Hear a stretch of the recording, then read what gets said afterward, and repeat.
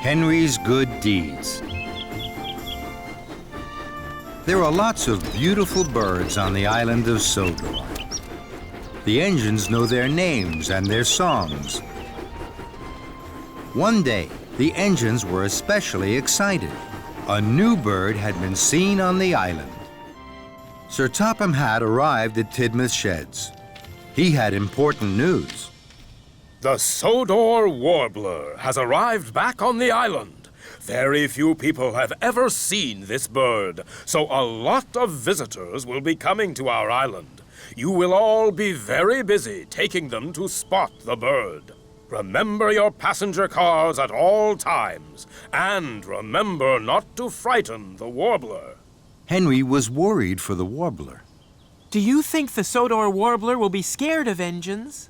No, Henry, not if you're really useful, and I need you to be really useful. Yes, sir. You must deliver a nesting pole to Bluff's Cove. Percy was puzzled. What's a nesting pole? It's a tall pole with a shelf on top. Birds build their nests on it. Percy liked this idea. Do you understand, Henry? Yes, sir. I will deliver the pole straight away. Good. We hope the Sodor warbler will make its home here once more. That's a very exciting special, Henry. Henry was happy. He puffed away proudly. Later, Henry clickety-clacked along the track. Ahead, he could see Thomas with Annie and Clarabelle. Thomas had stopped. That's strange. Henry shoved slowly up to Thomas.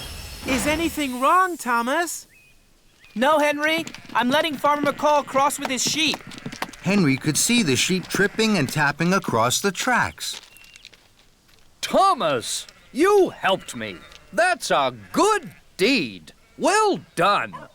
You're welcome, Farmer McCall. Thomas chuffed away cheerfully. Henry puffed and puzzled. I would like to help someone. They will call it a good deed, and they will say, "Well done, Henry." This made Henry feel very happy. I'm sure I can deliver the nesting pole and do good deeds. So Henry huffed happily on. Soon, Henry saw Farmer Trotter's pink pigs. They were snuffling and sniffing sadly at the side of the track. Those pigs don't look very happy. Then, Henry saw that the pigs were looking at the muddy field on the other side of the tracks. I know what's wrong. Those pigs want to roll in the muddy field. If I stop here, those pigs can cross safely. They won't be scared anymore. So, Henry stopped, and the pigs tripped and trotted across the tracks. Soon, the pigs weren't pink anymore. They were brown, muddy, and very happy. Farmer Trotter wasn't happy at all. I wanted pink pigs to take to the county fair.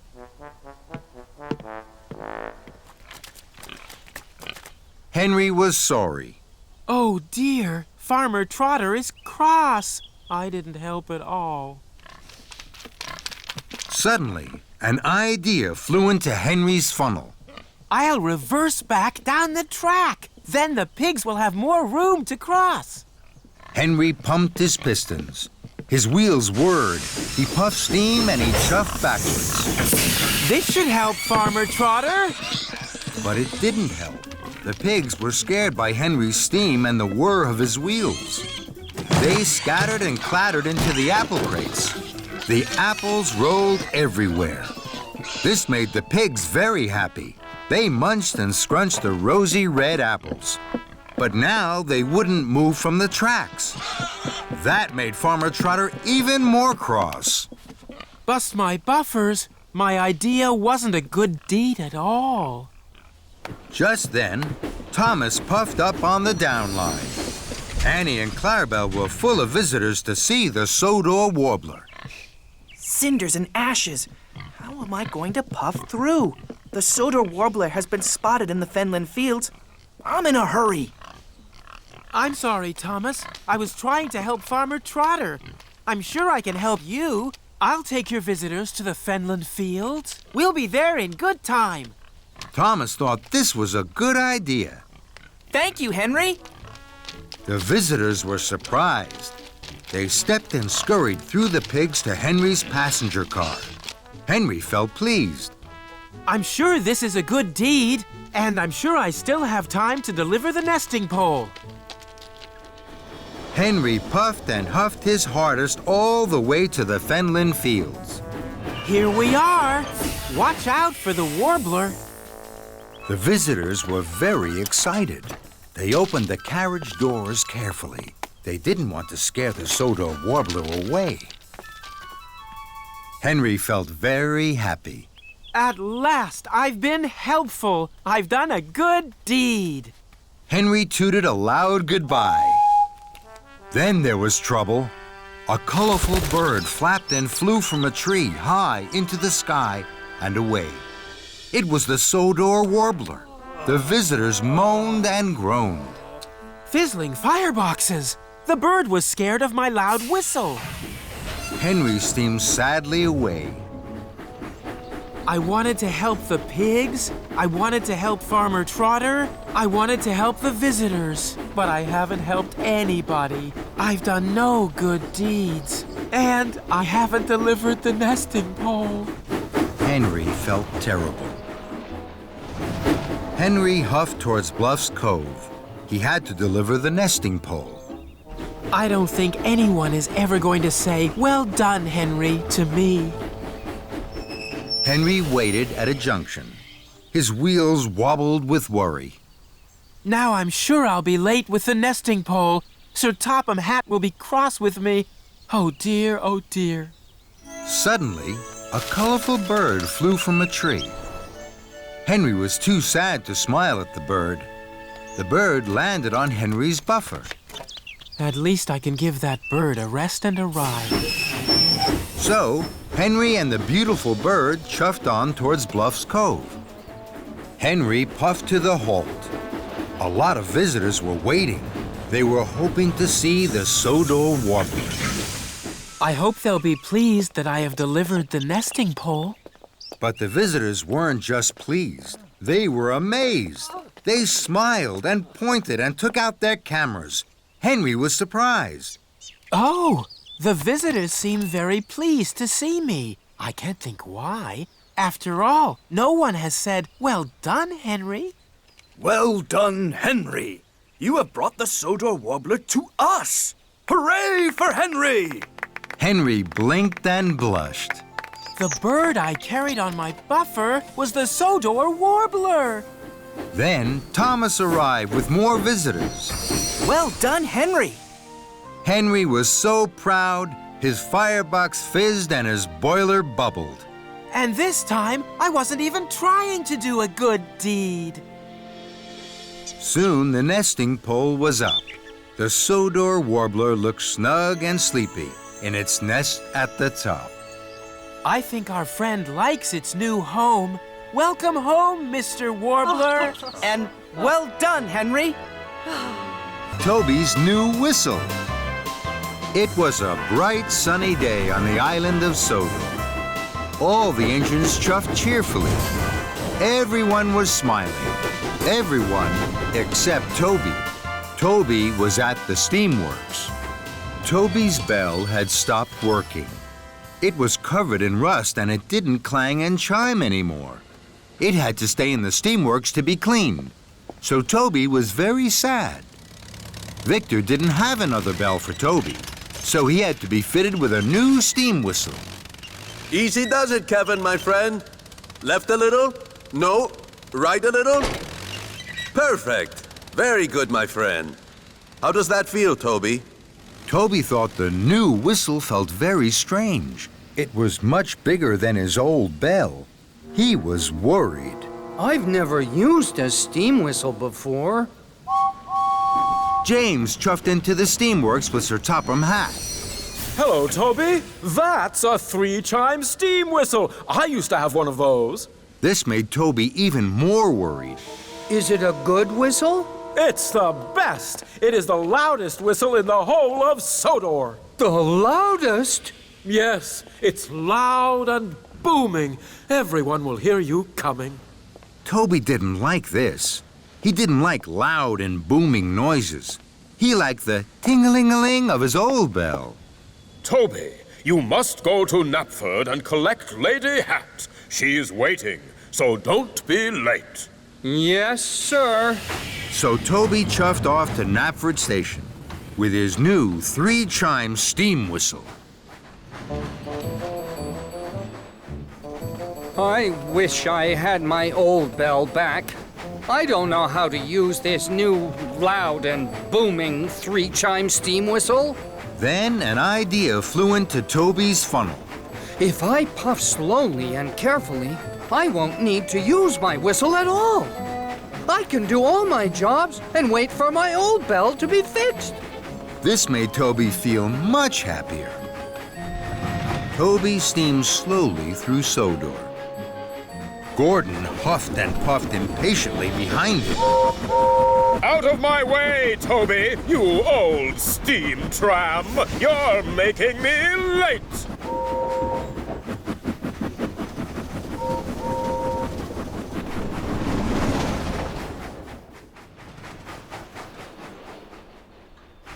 Later, some cows were on the tracks in front of Toby. He couldn't puff past them. Go away, cows, please. I need to chuff through. But the cows didn't take any notice of Toby. They didn't move. They were too busy mooing and chewing.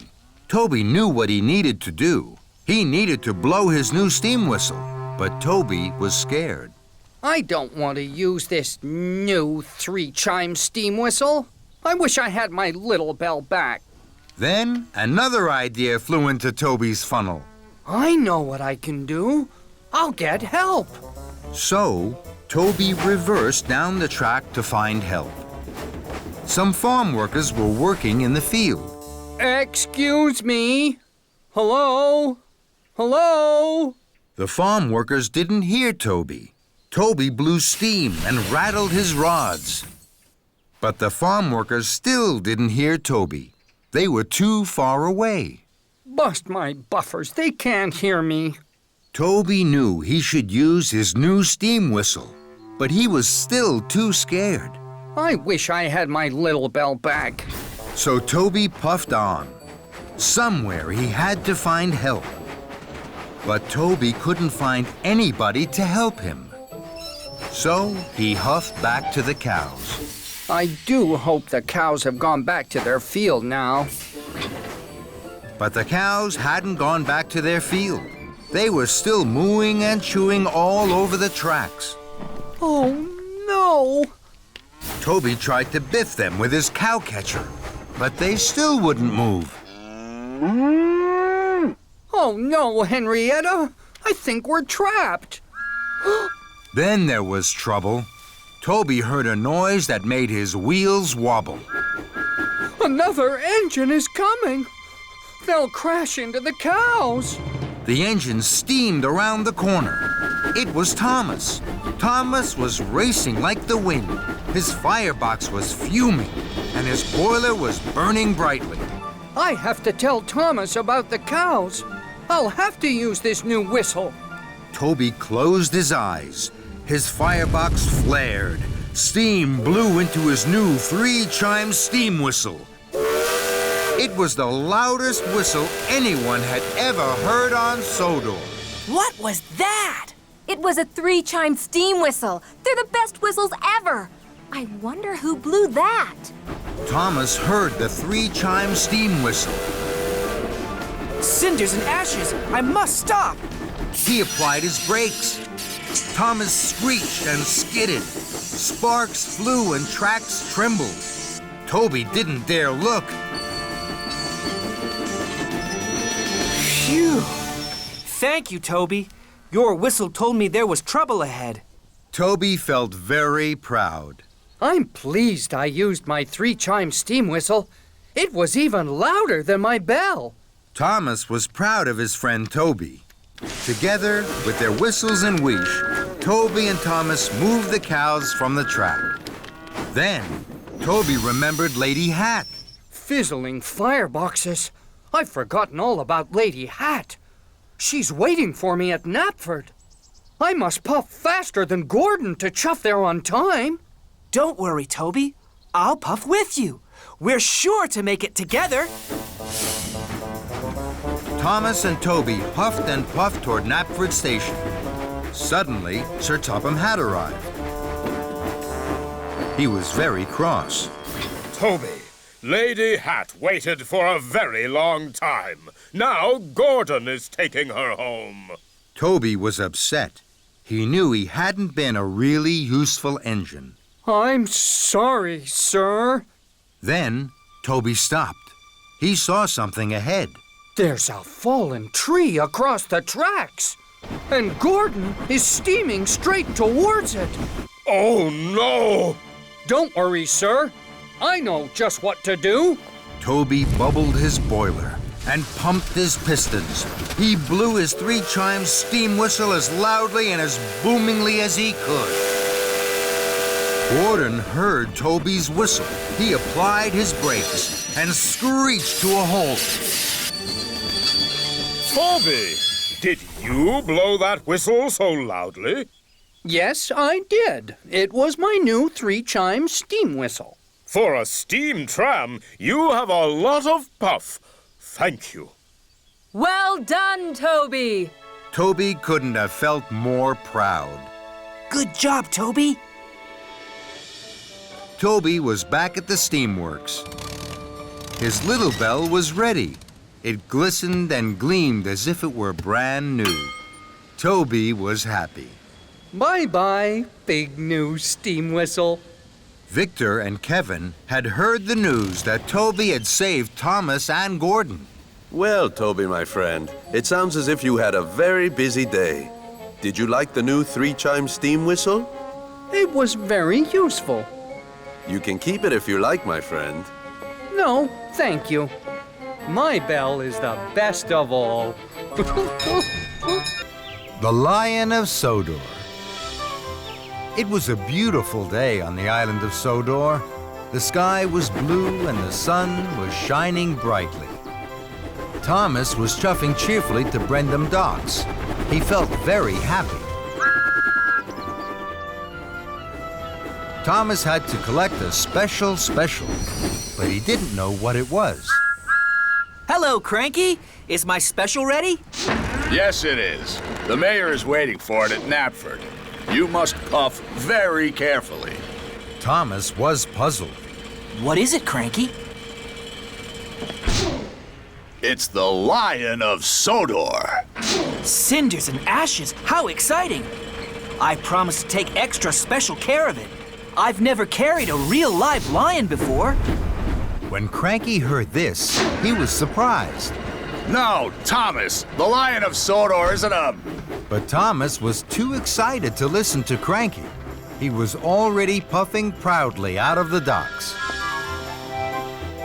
Thomas puffed happily along. Then he met Henry. Hello, Thomas. You look happy. What's your special? It's a lion. Bust my buffers. That's exciting. I only have sticky syrup to deliver. Suddenly, an idea flew into Thomas's funnel. I promised to take extra special care of my lion. I think he might really like sticky syrup. Could I have some for him, Henry? Of course.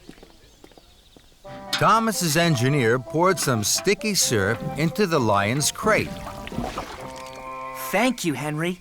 I have to hurry now. The mayor is waiting for the Lion of Sodor. Henry was surprised.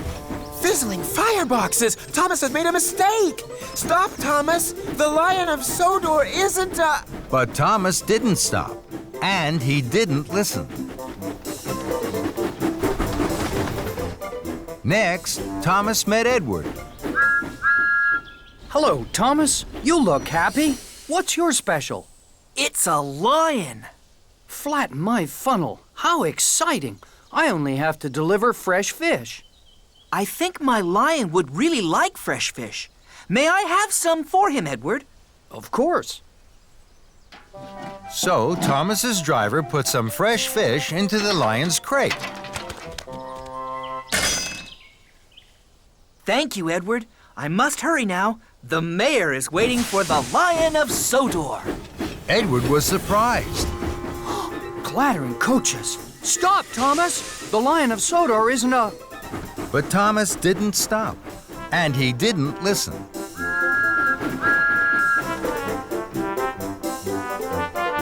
Then Thomas saw Toby. Hello, Thomas. You look happy. What's your special? It's a lion. Buff, my boiler, how exciting. I only have straw in my freight cars.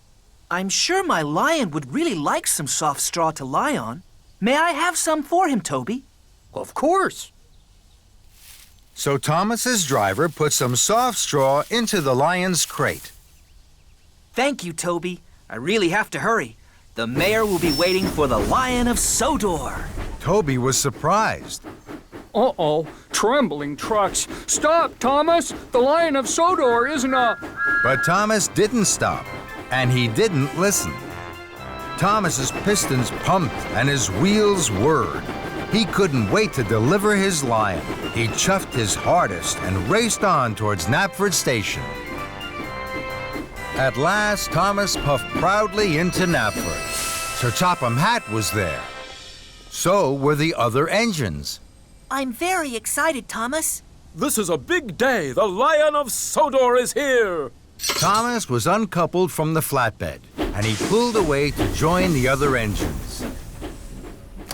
The workmen carefully opened the lion's crate.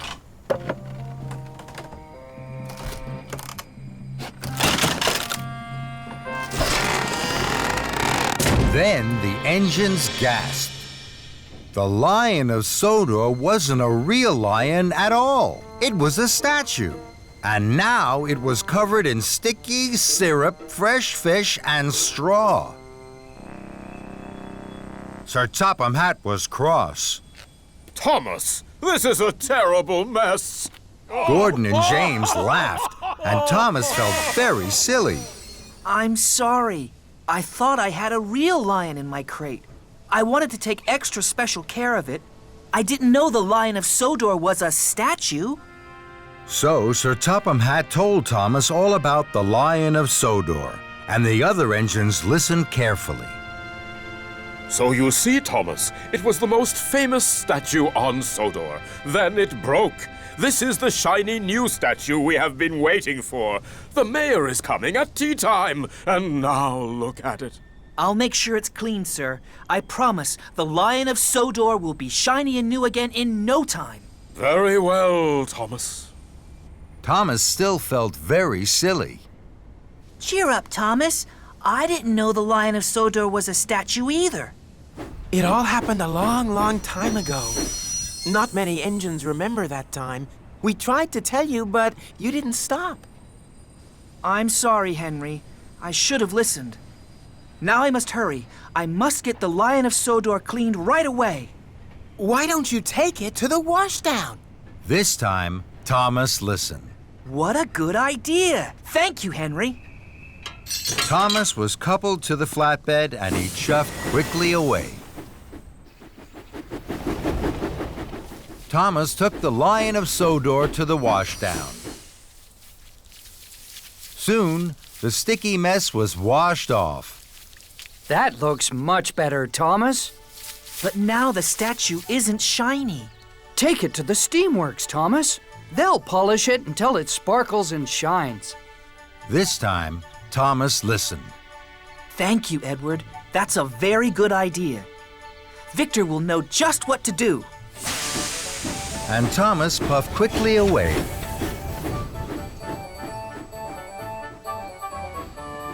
Thomas took the Lion of Sodor to the steamworks. Workmen polished the statue until it shined and sparkled, just as Edward had said. The Lion of Sodor looks much better now, Thomas. But it's nearly tea time. The mayor will soon be at Knapford, and it's a long way. Take the track by the windmill. That'll get you there in time. This time, Thomas listened. Thank you, Toby. That's a good idea. Thomas took the shortcut past the windmill. He huffed and puffed as fast as his pistons could pump towards Knapford. Children cheered and passengers waved as Thomas chuffed by. Everyone wanted to see the Lion of Sodor, and everyone wanted Thomas to stop. I can't stop now. I mustn't be late. The mayor will be at Knapford, and he won't wait. And Thomas whooshed on his way. Thomas puffed proudly into Knapford Station. The mayor had just arrived. He was delighted to see the new Lion of Sodor. The statue shined and sparkled in the sun. Well done, Thomas. This is the finest statue I've ever seen. And the cleanest! Everyone cheered. And Thomas smiled from footplate to fender. Thomas and the pigs. There are lots and lots of farms on the island of Sodor. There are farms with sheep.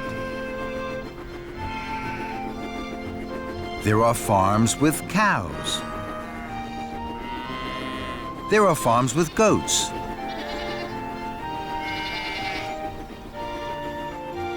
Thomas likes visiting all the farms. But his favorite farm of all was Farmer Trotter's pig farm. Thomas liked their curly tails and the funny noises they made. Thomas liked to visit Farmer Trotter's pig farm as often as he could. One day, Thomas was watching the pigs roll in the mud.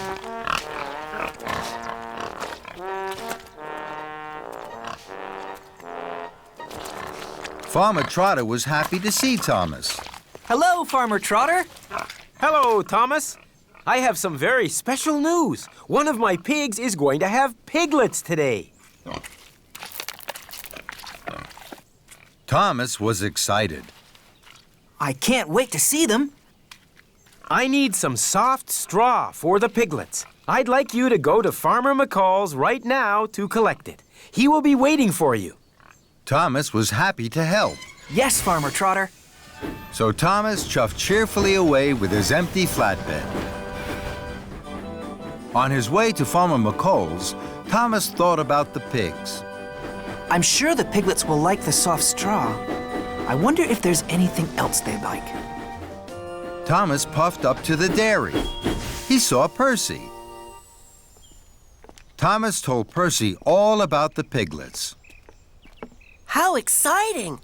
I wish I could see them, but I have to deliver this milk. Thomas looked at the milk churns. An idea flew into his funnel. I'm sure the piglets would like some milk. May I have some? Of course you can, Thomas. So the milk churns were loaded onto Thomas's flatbed. Thank you, Percy. I must go. Farmer McCall is waiting for me. And he steamed away. Thomas felt pleased. I wonder what else the piglets might like.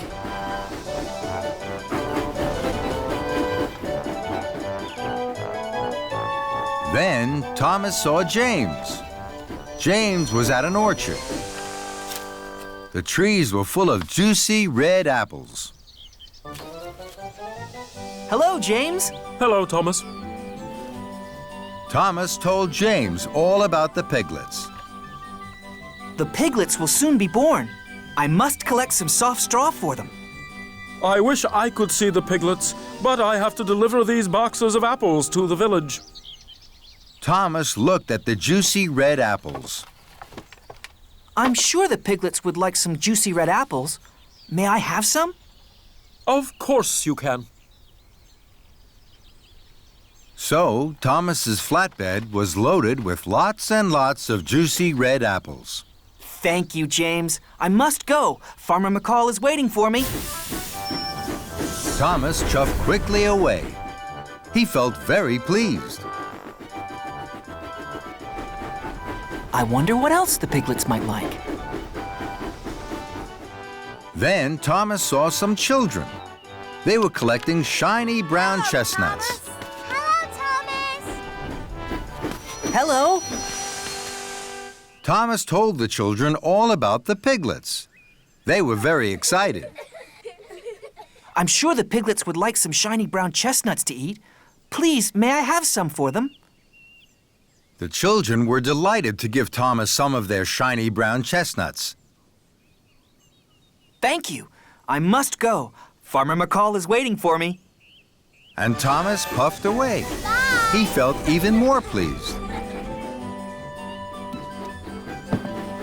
At last, Thomas chuffed to Farmer McCall's farm.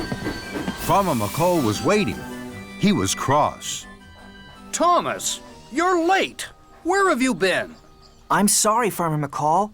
I stopped to collect some milk, some juicy red apples, and some shiny brown chestnuts for the piglets. Farmer McCall looked at Thomas's flatbed.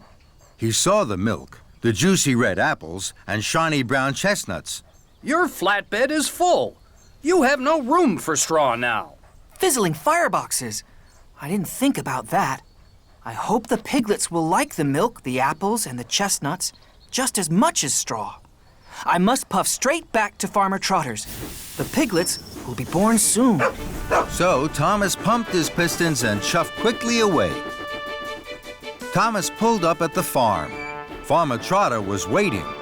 He looked at Thomas's full flatbed. He was surprised.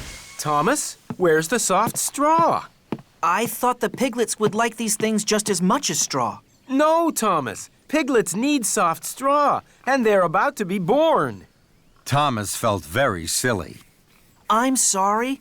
I'll empty my flatbed, then I'll puff back to Farmer McCall's as fast as I can.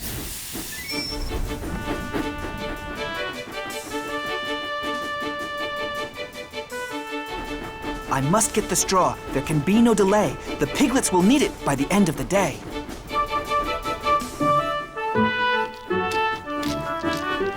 Thomas saw Percy at the water tower. Thomas, I know something else the piglets would like. I'm sorry, Percy. I can't stop. Bye, Thomas. I must get the straw. There can be no delay. I've no time for chatter along the way. Next, Thomas saw James at a junction. Hello, Thomas. I've been thinking about the piglets. I'm sure they'd like... I'm sorry, James. I can't stop. I must get the straw. There can be no delay. I've no time for chatter along the way. Thomas whooshed and he wheeshed. He huffed and he puffed until he arrived at Farmer McCall's farm. It was late. Hello, Farmer McCall. Now I have plenty of room for the soft straw for the piglets. Could you load it right now? Of course I can, Thomas. Thank you, Farmer McCall. I must hurry.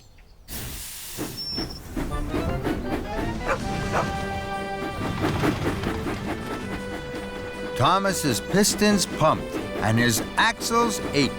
I must puff fast. There's no time for delay. The piglets need straw by the end of the day. At last, Thomas arrived at Farmer Trotter's pig farm. It was now nearly nighttime. Thomas saw that the pigs had gone.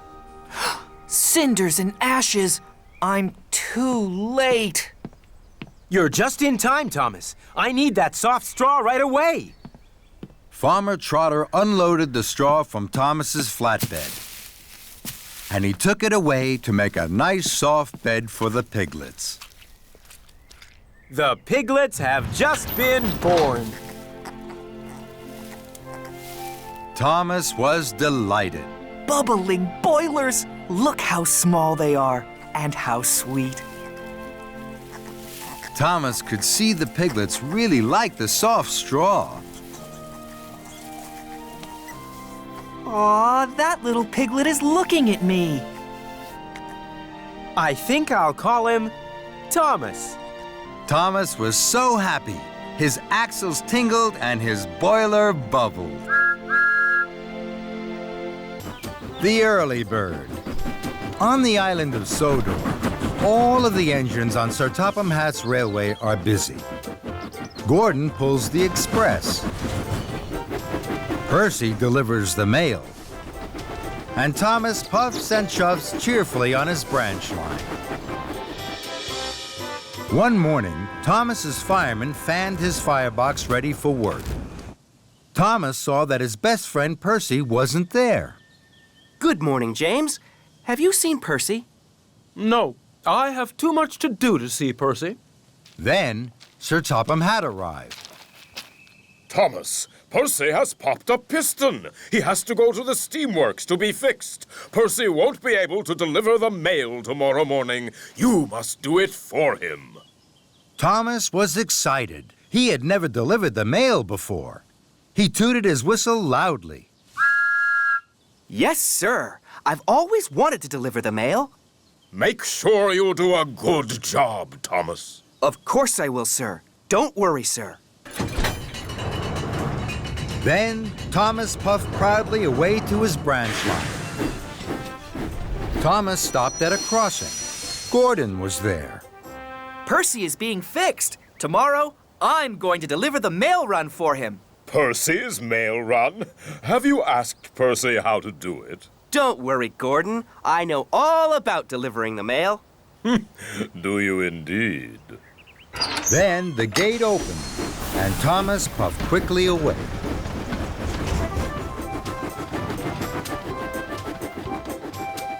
Thomas worked hard all day.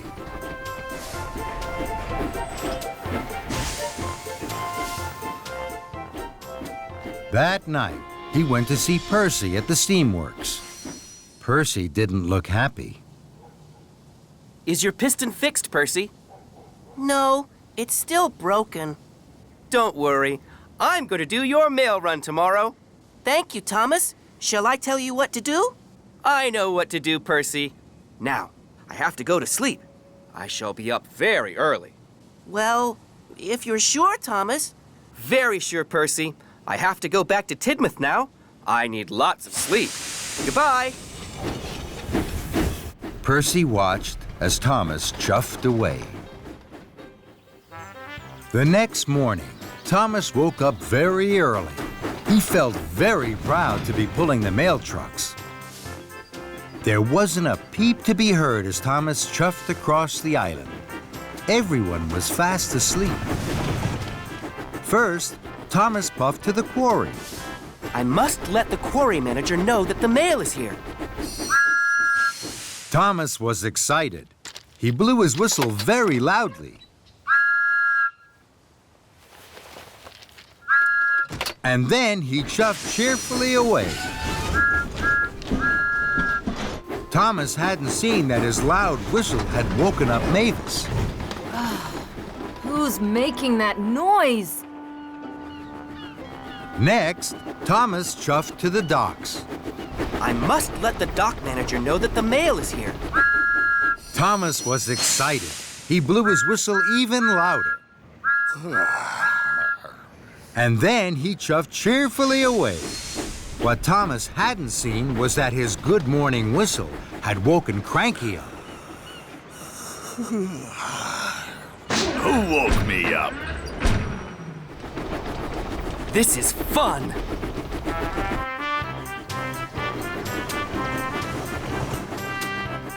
Lastly, Thomas steamed into the steamworks. I must let the steamworks manager know that the mail is here. Thomas was so excited, he blew his whistle louder than ever. And then he huffed happily away. What Thomas hadn't seen was that he had woken Victor and Kevin up. Oh, what's that noise, boss? Who knows, Kevin? Who knows? Some early bird. Thomas worked hard all morning. Everywhere Thomas went, he blew his whistle loudly.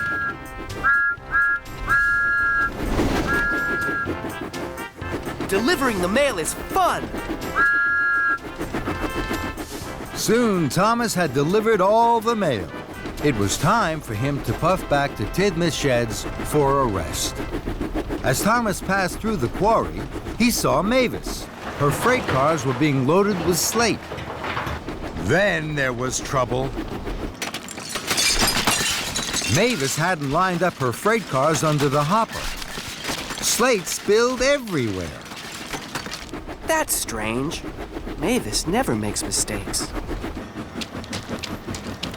What Thomas didn't see was that Mavis was fast asleep under the hopper. That's why she had put the freight cars in the wrong place. Next, Thomas passed through the docks. Cranky was unloading some big crates from a ship. Then there was trouble. Cranky dropped the crates. They fell to the ground with a smash and a crash. That's strange. Cranky never makes mistakes. What Thomas didn't see was that Cranky had fallen fast asleep. That's why he had dropped the crates. Thomas pulled into Tidmouth's sheds. He wanted to tell Percy all about the mail delivery, but Percy wasn't there. Sir Topham Hatt was there. He was cross.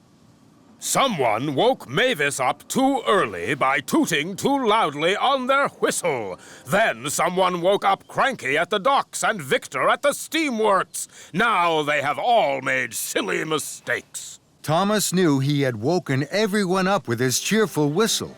He felt terrible. I'm very sorry, sir. It was me. Then, Thomas, as Percy is still not fixed, you must do a better job tomorrow. I will, sir. I promise, sir. Then Gordon arrived. He had heard all about Thomas's trouble with the mail run. You were right, Gordon. Delivering the mail is a hard job. I should have asked Percy what to do. And this time, I will. That evening, Thomas visited Percy at the steamworks. He asked him all about delivering the mail, and Percy told him all about being quiet. The next morning, Thomas set off early, pulling the mail cars. He stopped at the quarry. This time, he didn't blow his whistle. He puffed very quietly so that he didn't wake Mavis. Next, Thomas stopped at the docks. He didn't blow his whistle here either. And he didn't wake Cranky up.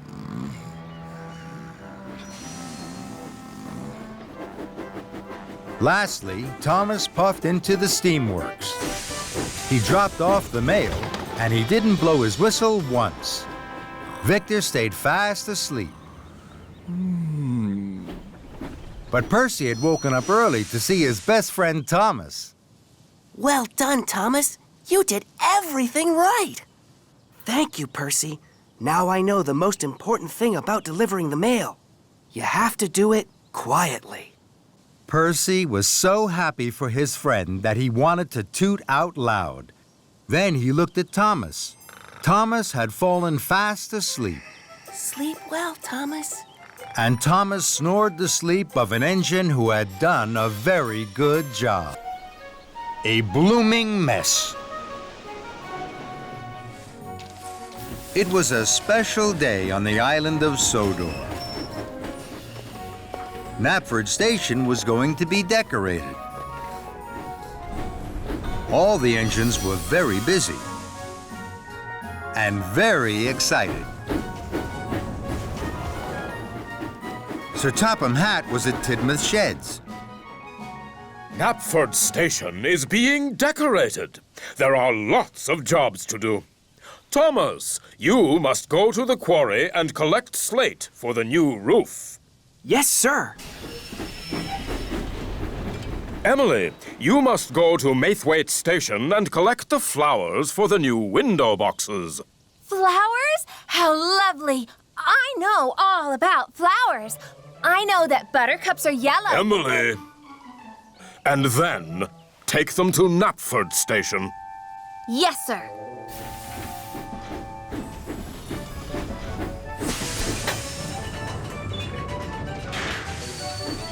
Emily huffed happily to Maithwaite Station. She passed Toby. Toby was delivering wood for Knapford's new floors. Hello, Toby. Hello, Emily.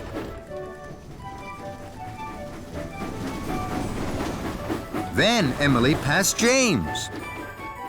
James was delivering pots of paint to paint Knapford's new walls. Hello, James.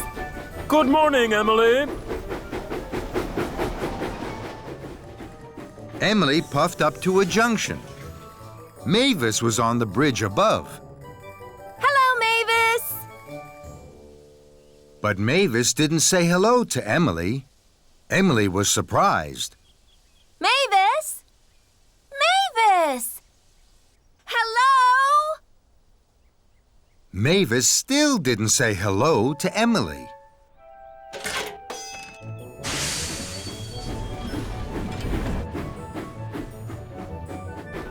Emily wondered what was wrong with Mavis. I know what's wrong. Mavis must be feeling sad today. At Maithwaite Station, Emily buffered up to the flatbed of flowers. There are a lot of different flowers here, Emily. Emily knew the names of all the flowers, but she didn't say a word. She was thinking about Mavis. She wanted to make Mavis happy. Then, an idea flew into her funnel.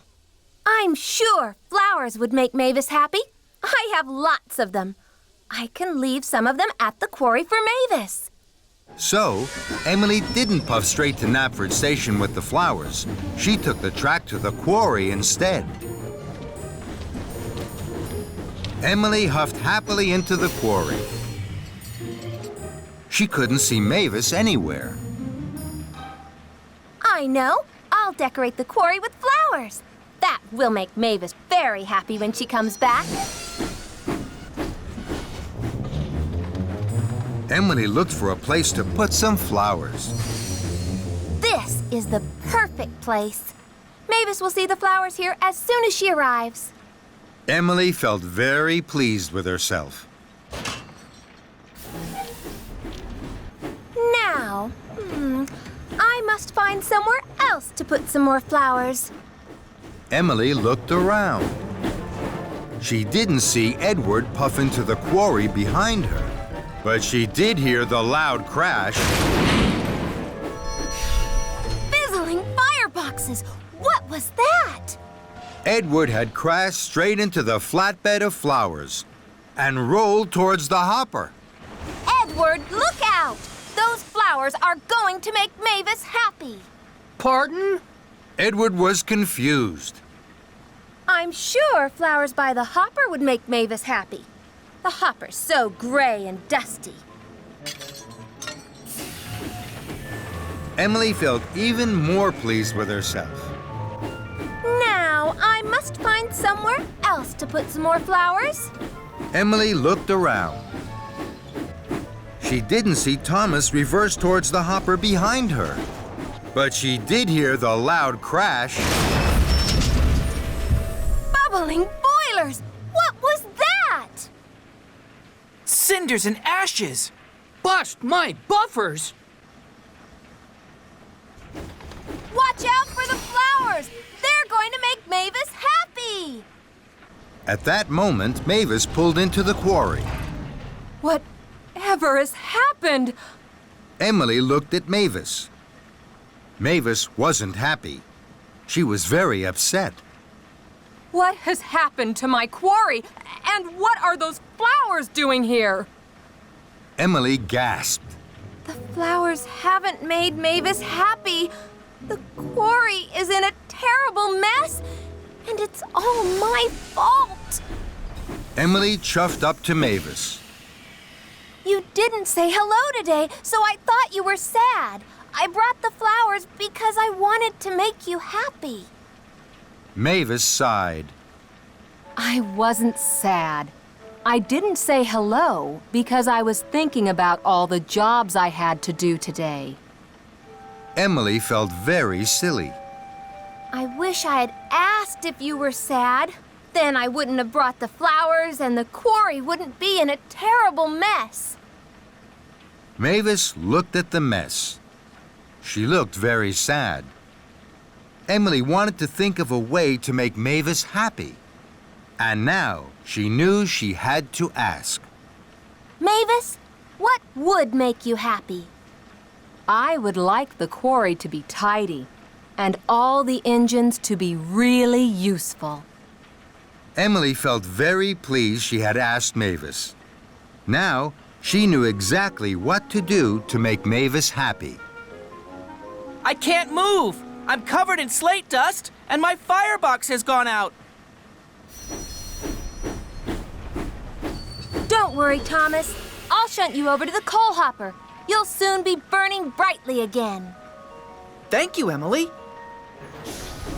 So Emily worked hard. She puffed and she huffed, and she heaved Thomas to the coal hopper. Then she biffed and she bashed the flower beds away from the hopper so that Edward could shunt his freight car to be filled.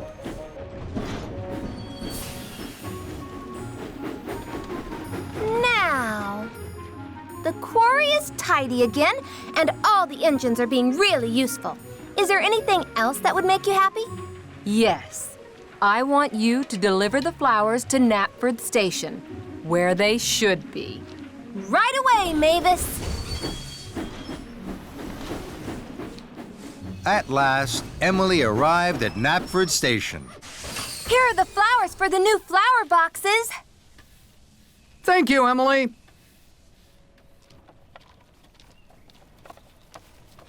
Emily watched as the flowers were unloaded. They looked very pretty. Did you know, Thomas, that those yellow flowers are called buttercups? And those red ones, Edward, are called roses. And those white ones are daisies. Mavis puffed up. She was smiling. My! You're smiling, Mavis. Are you happy? I am. Those flowers look wonderful. And that made Emily happy too. The biggest present of all. For all the engines on the island of Sodor, there are jobs to be done, visitors to meet,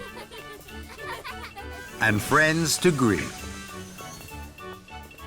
One day, there was a very special friend to greet. Hero was coming back to Sodor. He was to help with the summer visitors. Thomas and Percy waited for him at Brendam Docks. I'm so excited. My firebox is fizzing. And my boiler is bubbling. Hero, our special friend, is coming back to Sodor.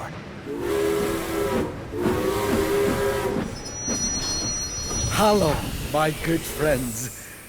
I have missed you. We missed you too, Hero. The three engines tooted and hooted with happiness. Welcome back, Hero. First, you must go to the steamworks. Victor will check your engine after your long journey. Of course, sir. Every day, I want to be a really useful engine. Then, you must go to Knapford Station. I will meet you there. Yes, sir. Of course, sir. Hero puffed proudly away. I want there to be a welcome party for Hero at Knapford. Percy, you must collect Lady Hatt and bring her to the party. Thomas, you must tell the engines to chuff quickly to Knapford for the party. Then Sir Topham had left.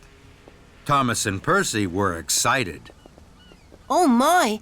A welcome party will make Hero very happy. A welcome present would make Hero even happier. That's a good idea. I must go now, Thomas. Lady Hatt will be waiting. Then Thomas steamed slowly away. I'm sure I'll find something special for Hero. I'll look as I puff round the island, telling my friends about the party.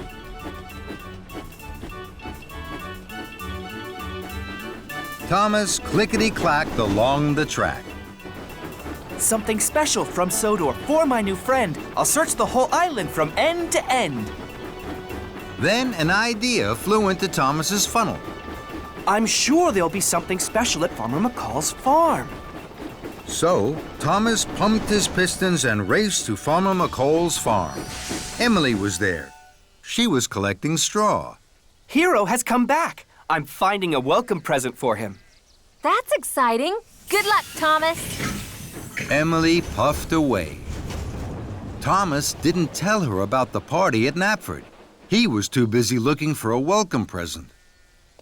Thomas saw the big brown barn. Perhaps Hero would like a barn. He could keep special things safe in a barn. But the barn is too big. And Thomas steamed slowly away. Something special from Sodor for my new friend. I'll search the whole island from end to end. Then, another idea flew into Thomas's funnel. I'm sure there'll be something special at the quarry. So, Thomas huffed happily to the quarry. Mavis, James, Toby, and Henry were there. They were busy shunting slate cars. Hero has come back. I'm finding a welcome present for him. That's a wonderful idea, Thomas. Henry, James, and Toby chuffed away to shunt freight cars. Thomas didn't tell them about the party at Knapford. Thomas looked all around the quarry, but all he could see was Sodor's slate. Slate is very special to Sodor, but slate is too small to be a present. I must look for something else. So Thomas chuffed away. Something special from Sodor for my new friend. I'll search the whole island from end to end. Then Thomas gasped. The steamworks! I'm sure there'll be something special there. So Thomas chuffed cheerfully to the steamworks. Hello, Kevin. I'm looking for a welcome present for Hero. It has to be something special. Thomas saw an old bell. I'm sure Hero would like a bell. Then everyone would hear him coming. Good idea, Thomas. Good idea. But when Kevin picked up the bell, it clanged and clanked. It rang and rattled. Trembling tracks. That's too noisy.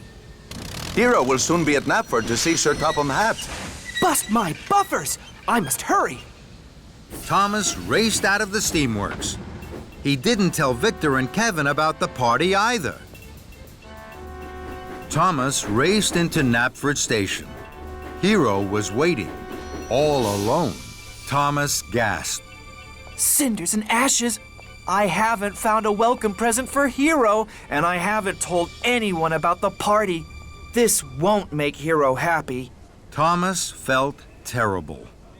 Then his boiler bubbled and his wheels whirred. Hello, Hero. Goodbye, Hero. And Thomas steamed swiftly out of the station.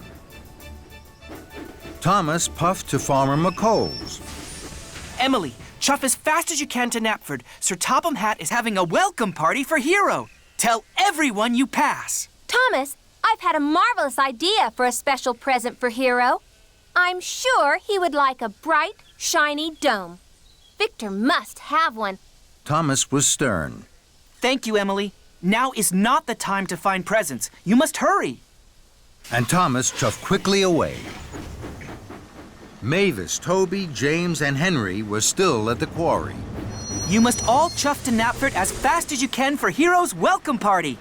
Thomas, I think I know exactly what Hero would like as a special present. A new glowing lamp. That would be very special.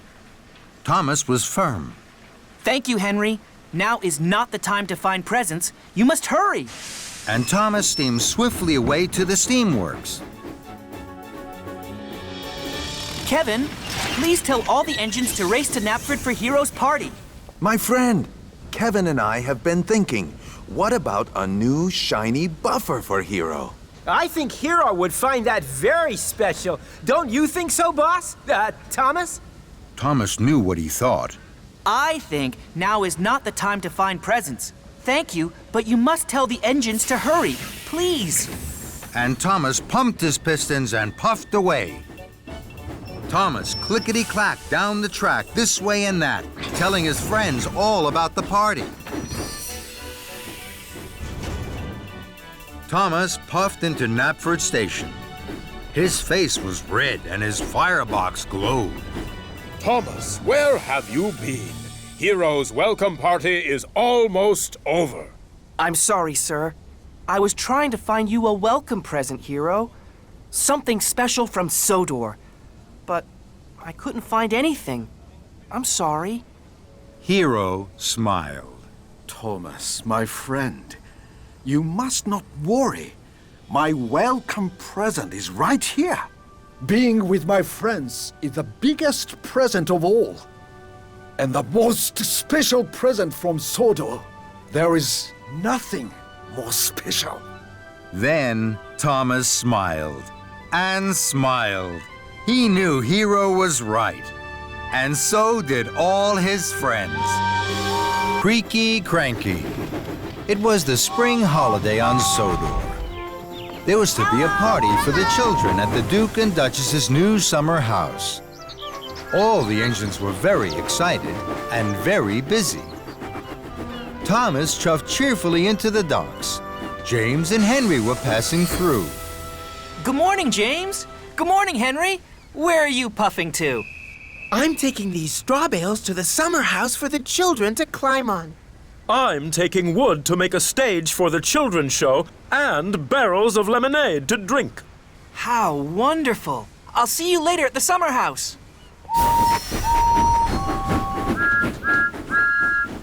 Good morning, Cranky. What's good about it? It's the Duke and Duchess's party day. Party smarty. I don't go to parties. I'm stuck here loading and unloading all day. I haven't had a moment to rest my hook. That load is for me. It's eggs for the children to paint. Hurry up, Cranky. You're creaky, Cranky. What's the matter? Are the eggs too heavy a load for you? Cranky didn't like Thomas's joke. He didn't like being called creaky. No, they're not too heavy for me. They're light as fluff. You're not strong enough to pull anything heavier than fluff, Tiny Thomas. That's why Henry and James have the heavy loads. Now Thomas didn't like Cranky's joke. Fizzling fireboxes, I'm as strong as any other engine. You're not as strong as me. I can lift much heavier loads than you could ever pull. Thomas really didn't like that. We'll see, Cranky. I have lots of time to deliver the eggs. First, I have to prove Cranky wrong. James has a heavy load. I'll go and find James. So Thomas steamed sternly out of the docks. Thomas found James at the junction by the washdown. Hello, James. I don't have a lot of jobs today. Shall I deliver your heavy load of wooden barrels for you? You can stay here at the washdown. Then you'll be perfectly polished for the party. James thought this was a very good idea. Thank you, Thomas. So James was uncoupled from the heavy flatbed of wood, and Thomas was coupled up. The flatbed was heavy. Huffing and puffing, Thomas set off for the docks. Thomas chuffed back into the docks. You again. What are you doing with that wood? This flatbed is very heavy. I'm sure you can't lift it. Cranky looked at the flatbed of wood and barrels. I'm sure I can. Cranky's hook swung low over the wood. Thomas watched and waited. With a creak and a crank, and a crank and a creak, Cranky raised the flatbed into the air. Thomas's boiler buzzed. Told you so. You're still creaky, Cranky. And you're still Tiny Thomas. That made Thomas very cross. I will prove Cranky wrong, and still have time to deliver the eggs. I'm sure Henry had an even heavier load. I'll go and find Henry. So Thomas steamed stormily away. Thomas found Henry waiting by the coal hopper for his special coal. Hello, Henry. I don't have a lot of jobs today. Shall I deliver your heavy load of straw bales for you? Then you can wait here for your special coal. Henry thought this was a very good idea. Thank you, Thomas.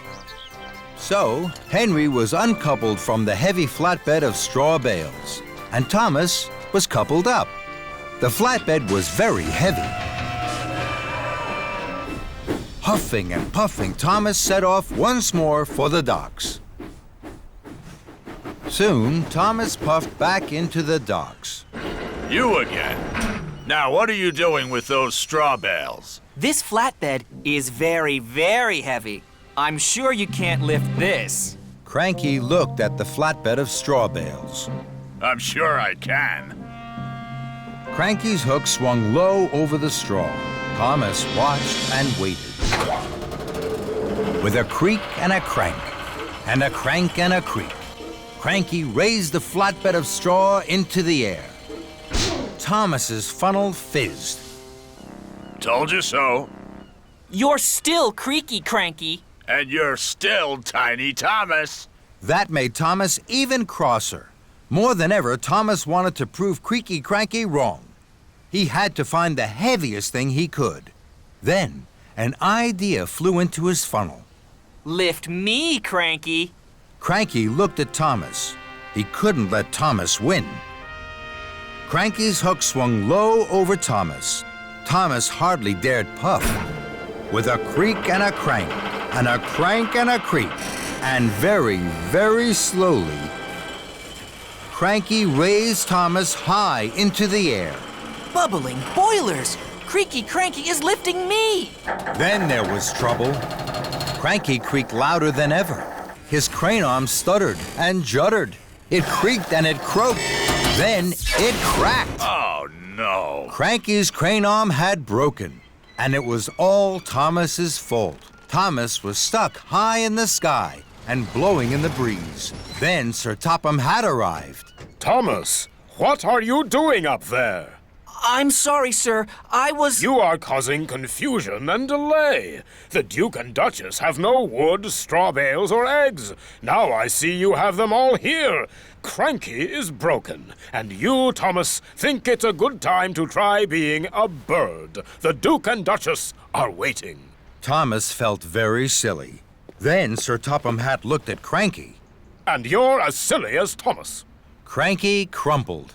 The shame to be as silly as a steamy. Soon, a workman had climbed up Cranky. Slowly and carefully, Thomas was lowered and landed with a jolt and a judder, just as Spencer arrived. Dear, oh dear, Thomas, what a mess. Little engines can get into very big trouble. Thomas felt even sillier in front of Spencer, but he knew now that being strong was only good if you were also really useful. And he had to be really useful. Spencer, I need your help. You're very strong and can pull much heavier loads than me. Will you take the wood, the straw bales, and the eggs to the summer house for me, please? It's my fault that Cranky is broken. I must put everything right as quickly as I can. Very well.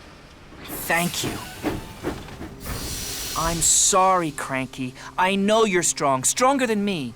I'll be back soon with the right parts to fix you. Then Thomas pumped his pistons and puffed out of the docks.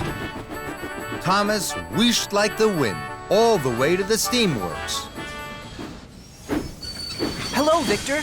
Cranky creaked, and now he's cracked. He needs new parts.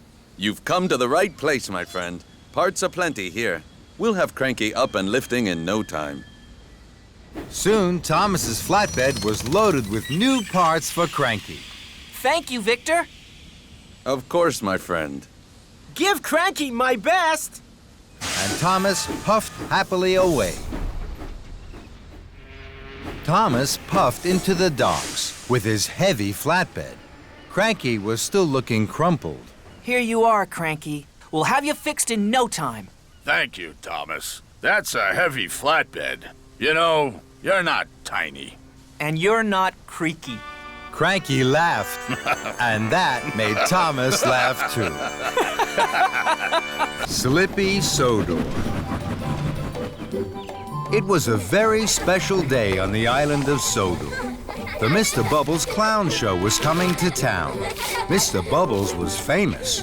He could blow the biggest bubbles ever seen. All the engines were happy and excited, except for Thomas. He had a cracked funnel and had to puff to the steamworks for repairs. At the steamworks, everything was huffing and puffing, and steaming and wheeshing, everything except Thomas. He waited sadly on the turntable for Victor to arrive. Thomas didn't like it when he needed repairs. It meant waiting inside and not having fun out on his branch line. Don't look so miserable, Thomas. We'll find you a nice spare funnel and have you out and about in no time. Kevin, let's see what we have for our good friend Thomas. Yes, boss! Coming right up! Sorry, boss. It was a slip of the hook. Oh, Kevin. Well, that won't do at all, my friend. This funnel is much too small. Kevin, let's try something a little larger. Yes, boss. Right away, boss. Suffering Sodor, Kevin. What are you doing? Sorry, boss. It was a slip of the hook. Yes, we know, Kevin. We know. Try this one for size, Thomas. No, no, no, no. This one is too large.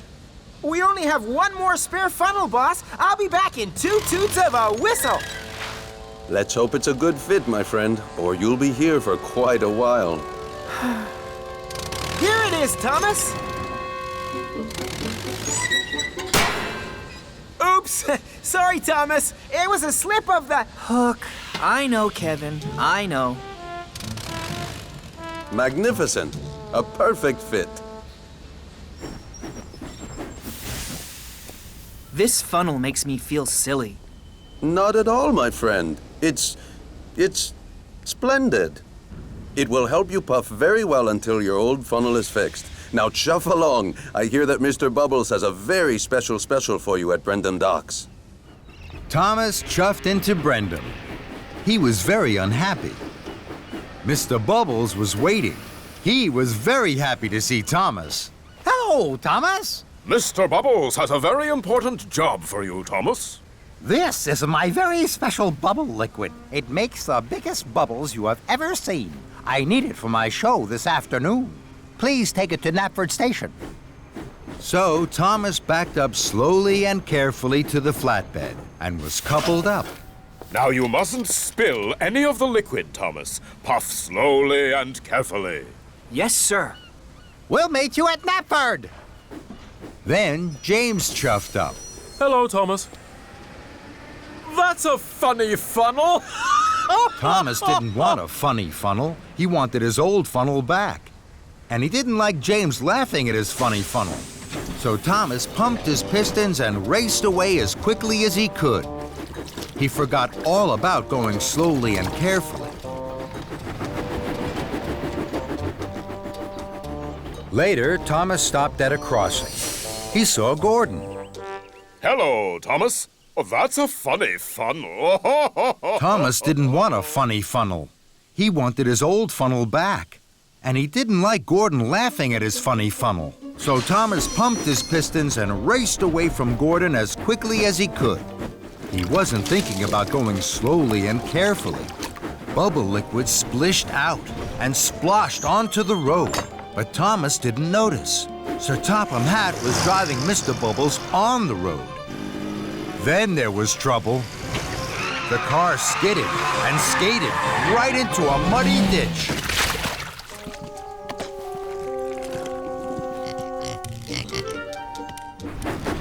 Thomas raced on. He stopped at a signal and saw Henry in a siding. Hello, Thomas. Oh, that's a funny funnel. Thomas didn't want a funny funnel. He wanted his old funnel back. And he didn't like Henry laughing at his funny funnel. So Thomas pumped his pistons and raced away from Henry as quickly as he could. He still wasn't thinking about going slowly and carefully. Sir Topham Hatt and Mr. Bubbles drove toward a bridge. Slow down, Thomas! You're spilling my bubble liquid! But Thomas didn't hear them. More bubble liquid splished out and splashed onto the road. Sir Topham Hatt's car skidded and skated right into a haystack. But Thomas didn't notice. He went even faster. And so did Sir Topham Hatt and Mr. Bubbles.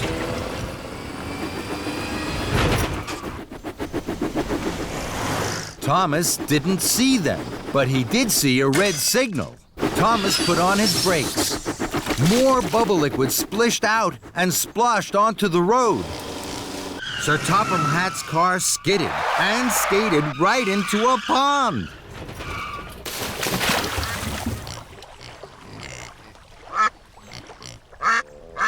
But Thomas was too worried about his funny funnel to notice. He raced on towards Knapford.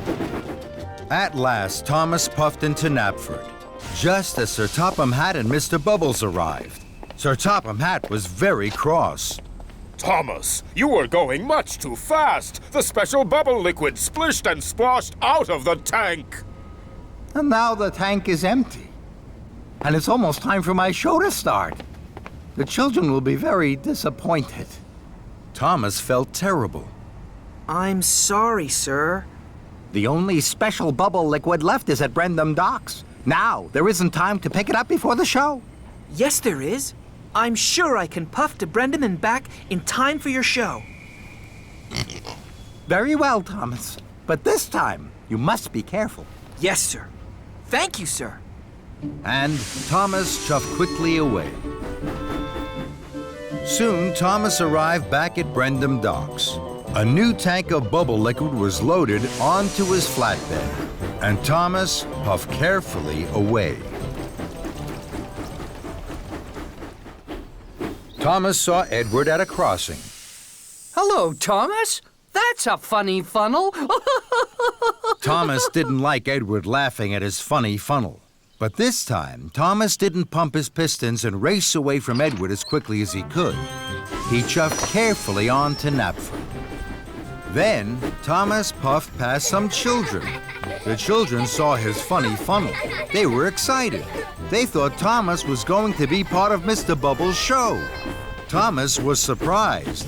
He gave the children an extra loud toot. The children laughed even more.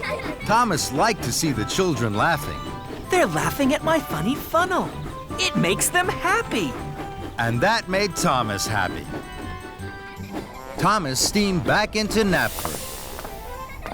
The children cheered. Well done, Thomas. You haven't spilled one drop of my special bubble liquid. And you're just in time for my show.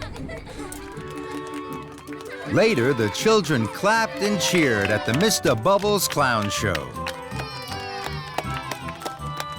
They had never seen such big bubbles. Then the children spotted that Thomas's funny funnel looked just like Mr. Bubbles' hat. Thank you, Thomas. The funniest engine on Sodor. Soon, everyone was laughing, and Thomas most of all. Percy's Parcel. It was a beautiful day on the island of Sodor.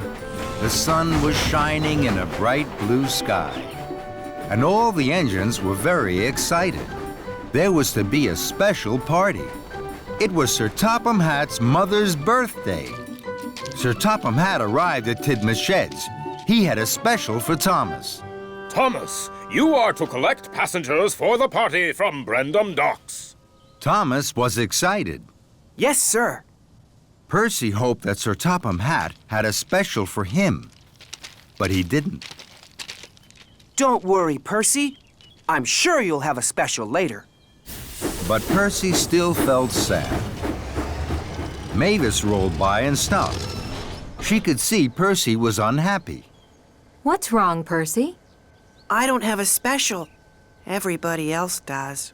Don't worry, Percy. I'm sure Sir Topham Hatt will come back with a special just for you. And when he does, be sure to tell me all about it. Just then, Sir Topham Hatt did come back. Percy was surprised. Percy, you have the most important special of all. You must collect my mother's special birthday parcel from Brendam Docks. Then you must deliver it to the birthday party at Knapford Station. Percy beamed from buffer to buffer. Yes, sir. Thank you, sir. Percy was excited. Mavis was right. Percy puffed into Brendam Docks. He gasped. The parcel was the most special parcel he had ever seen. Percy was so proud his firebox fizzed. I must show Mavis straight away. She will be very proud of me. Thomas was at Brendam. He was pleased for his friend. Percy, you have the most important special of all. I know. I'm going to show Mavis my special straight away. But don't you have to go to Knapford Station? Percy didn't want to listen to Thomas. I have plenty of time to puff to Knapford. First, I will show Mavis my special. So, Percy set off for the quarry as quickly as he could puff. Percy steamed into the quarry. He looked for Mavis. Mavis was busy. Rocky was loading heavy crates onto freight cars, and Mavis was shunting them. It was hard work. Hello, Mavis. Hello, Percy. Look at my special. I'm sorry, Percy. I can't stop now. I'm too busy. Don't worry, Mavis. I'll wait. Look out, Percy! But it was too late. Oh, no! Rocky dropped his heavy load of slate. Everyone was lost in a thick black cloud of slate dust. At last, the dust cleared. Mavis, Rocky, and Percy were covered in thick gray dust, and so was Percy's special. Percy was upset. Bubbling boilers! Look at the birthday parcel! What am I going to do? Percy thought as hard as he could. At last, an idea flew into his funnel. I'll go to the washdown. My special will be cleaned there as good as new. Percy, shouldn't you go straight to the party at Knapford? Percy didn't want to listen to Rocky. I'll go to Knapford Station as soon as I've shown Mavis my special. I still have plenty of time. So, Percy steamed quickly away. Percy huffed and puffed to the washdown. James was already there having a polish. My, Percy, whatever happened to you? Percy felt very silly. I'd like a very good wash, please. The workmen got straight to work. Water and soapy bubbles sprayed everywhere.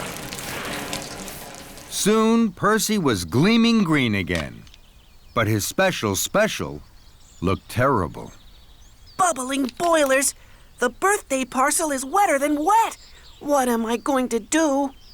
Percy thought as quickly as he could. At last, another idea flew into his funnel. I'll take my special to the Sodor Steamworks. Victor will help me. His hot air blowers will dry the birthday parcel. Percy, shouldn't you go straight to the party at Knapford?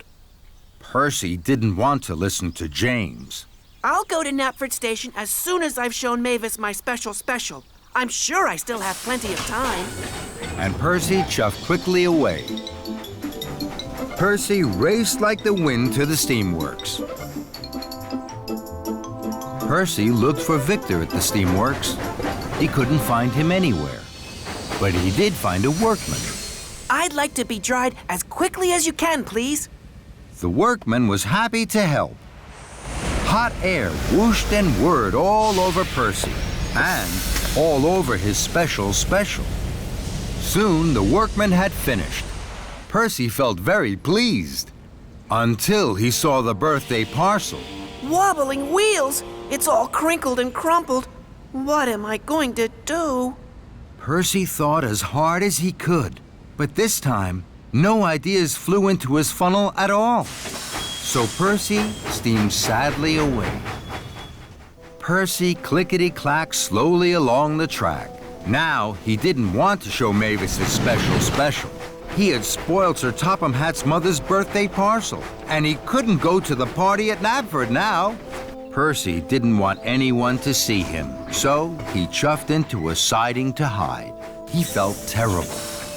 Then he heard Mavis and Edward chuff to the junction. Hello, Mavis. You look happy. I am. I've just picked up these brand new crates. Suddenly, Percy stopped feeling sad, and he started to listen very carefully. Brand new crates? Victor had just delivered them to the steamworks. I've never pulled brand new crates before. Goodbye, Edward. A brand new crate is just what I need. Percy pumped his pistons and puffed away to the steamworks. Hello, Victor. Hello, my friend. How can I help you? I've just seen Mavis with brand new crates. May I have one, please? Well, what for? To put my birthday parcel in. Well, of course you can, Percy. That made Percy very happy. Thank you, Victor. Soon, a new bright red crate was sitting on Percy's flatbed. This will be the grandest parcel Sir Topham Hatt's mother has ever been given. I must hurry now. Everyone will be waiting. Thank you, Victor. And Percy puffed proudly out of the steamworks. Sir Topham Hatt and his mother were waiting at Knapford Station. Sir Topham Hatt was cross. Then Percy puffed in. The brand new bright red birthday parcel looked wonderful. Everyone cheered. Happy birthday, ma'am. Here's your very special birthday present. Sir Topham Hatt's mother beamed, and even Sir Topham Hatt smiled. As the workmen opened the crate, everyone wanted to see what the present was. Sir Topham Hatt's mother was most excited of all. Then everyone gasped. It was a beautiful portrait of Sir Topham Hatt's mother. Oh, my Bertram! What a wonderful surprise! I'm very happy. That's the most special I've ever seen, Percy. Percy smiled from footplate to fender. He was sure he was the happiest engine of playtime. All the engines on the island of Sodor are very happy. They are all pleased to work on Sir Topham Hatt's railway. There is always something new and exciting to look forward to. Like the day the famous singer Alicia Botti came to give a concert at the town hall. Thomas met Percy at the washdown. His boiler bubbled with pride. Hello, Percy. I have a very special. I must meet Alicia Botti at the docks. Then I have to take her straight to the town hall for a grand concert. That's exciting. I have news too. Someone else is arriving at the docks. Thomas was puzzled. Charlie, the new engine. Thomas hadn't heard about Charlie. What's so special about Charlie? He's the favorite engine of the mainland controller. Everyone says he is the most fun engine ever. Even more fun than you, Thomas. Percy chuffed cheerfully away. Bumpers and buffers. I don't think any engine is more fun than me. And Thomas puffed off to the docks, his wheels whirring with worry. Thomas collected Alicia Botti at the docks. Miss Botti looked very grand. I'm pleased to be traveling with you, Thomas. Thomas's pistons popped with pride. Then he saw Charlie. Charlie's smaller than me, and he certainly doesn't look more fun than me. Hello, are you Thomas? Yes, I am. I'm Charlie. I've heard a lot about you. You have? The engines on the mainland say you're even more fun than me.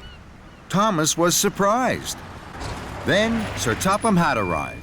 Thomas, Charlie has a busy first day. Edward has broken down. Charlie must pick up Edward's freight cars of seats from the steamworks. Then he has to collect ice cream from the dairy and red carpet from Knapford Station. If Charlie needs help, I'm sure you will look after him. Yes, sir. Yippee! Want to come with me? Why? It'll be fun. Sorry, I'm busy. I heard you were a fun engine. Maybe you're not fun at all. Thomas didn't like being told he was no fun at all. I'll come with you to the steamworks, and then I'll take Miss Botti to the town hall. I'm sure I have plenty of time. So Thomas steamed slowly towards the steamworks, and Charlie followed behind. Thomas chuffed carefully to a junction. Miss Botti smiled sweetly from her passenger car. Charlie pulled alongside. This isn't fun. I'll show you fun. Yippee! Thomas couldn't let Charlie be more fun than him. He pumped his pistons, bubbled his boiler, and fizzed his firebox. The race was on. Thomas and Charlie roared and raced. Their funnels were fiery. They were soon red-faced. Alicia Botti could not believe her eyes. My goodness me, this is a surprise. I thought Thomas was steady and slow. What thrills and what fun on the way to my show! The engines were laughing. The race was such fun. You're quick and you're speedy, but I'm number one. With a whoosh and a wheesh, the two engines pulled into the steamworks. Steady, boys. Who is your friend, Thomas? Charlie. He's new. I'm fun. And I'm Alicia Botti. Miss Botti, it is an honor to have you visit our steamworks. Kevin. Sorry, boss. And while Charlie was coupled up to Edward's flatbed, Miss Botti sang to the steamworks.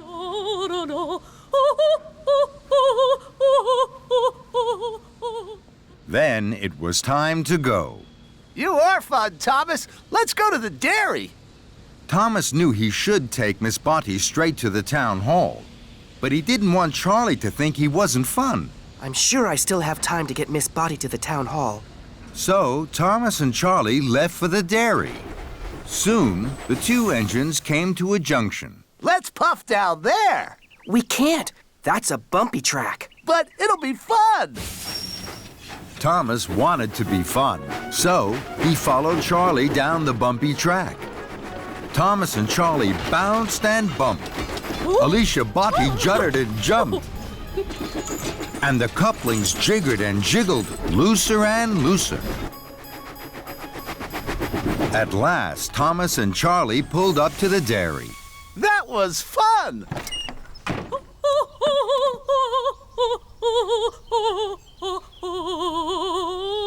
And this is even more fun. We must go, Miss Botti. You mustn't be late for the concert. Bye-bye. If you were a really fun engine, you would race me to Knapford. Thomas knew he was late, but he wanted to be really fun. Just one last race, Charlie. Thomas and Charlie thundered and roared. Thomas thought he had never puffed so fast. I'm first. Let's race again. Then Gordon whooshed past. He was huffing grandly. He was taking Sir Topham Hatt to the town hall. Thomas gasped. I'm late. I must whoosh like the wind to the town hall. Thomas pumped his pistons, and he chuffed away quickly in a cloud of steam. I mustn't be late. I mustn't be late. Then there was trouble. Thomas didn't know that his couplings had unhooked. Thomas raced on to the town hall, alone. Thomas steamed to a stop. His cheeks were redder than James's shiny coat. Here I am, sir. Sir Topham Hatt looked hard at Thomas. Here you are, Thomas. But where are Annie and Clarabelle? And where is Miss Botti? Thomas felt terrible. He had been having fun when he should have been really useful. I'm sorry, sir. I've lost them. Sir Topham Hatt boomed. Then you had better go and find them. Thomas puffed to a junction. He had looked for Annie and Clarabelle, but he couldn't find them anywhere. Then Charlie chuffed up. He was on his way to the town hall. Hello, Charlie.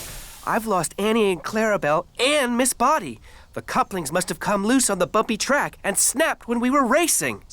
Don't worry, Thomas. I have a good idea. What's that? We'll have a race. Whoever finds Annie and Clarabelle first is the #1 fun engine. Thomas was stern. He didn't think that was a good idea. No, Charlie, this isn't the time for fun. This is the time for being really useful. I have a very important job to do. And Thomas huffed away. Thomas chuffed carefully. He was very worried. Then Thomas heard singing. He smiled from buffer to buffer. That's Miss Body singing! Hooray! Thomas found Miss Botty by the bridge.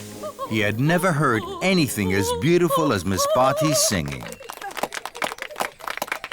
Miss Body must go. I'm sorry I kept you waiting. And Miss Botty cheerfully waved goodbye as the crowd clapped and cheered. Thomas puffed to the town hall with Annie and Clarabel. Sir Topham Hatt was cross. At last, Thomas, you've made Miss Botty very late. Not at all, Bertram. Thomas has made me very happy. I've had the ride of my life. So many people to sing to, and such fun. That made Thomas smile, and so did his fun friend Charlie.